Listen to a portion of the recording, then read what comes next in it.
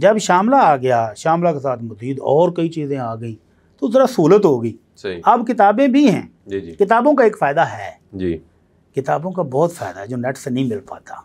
Net के अपने बेशुमार फ़वायद हैं जी, लेकिन किताबों का एक फ़ायदा मैं आपको बताने लगा हूँ। सही। हमारे यहाँ उर्दू दारुस्सलाम में उर्दू एडिटिंग के लिए रोज़नामा मशरक़ एक बुज़ुर्ग अब्दुर्रहमान ताहिर, उनका ताहिर साहब उनका नाम था, बुज़ुर्ग थे, वो एडिटर थे। सही।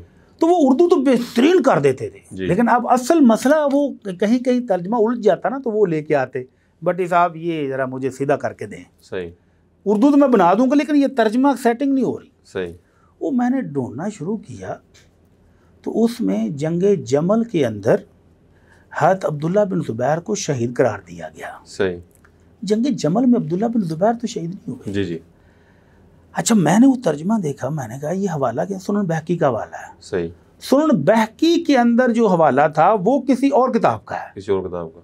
वो 3-4 जब मसदर पीछे में गया तो वहां पर इबारत सही थी, सही। वहां से आगे किसी ने नकल की तो वो गलत, उससे आगे गलत और उससे आगे तीसरी जगह तक वो गलत और तर्जमा भी उसी के हिसाब से हो गया। सही सही सही। तो वो असल मराजे तक पहुंचते पहुंचते इतना टाइम लगा तो फिर जाके वो दुरुस्त हुई।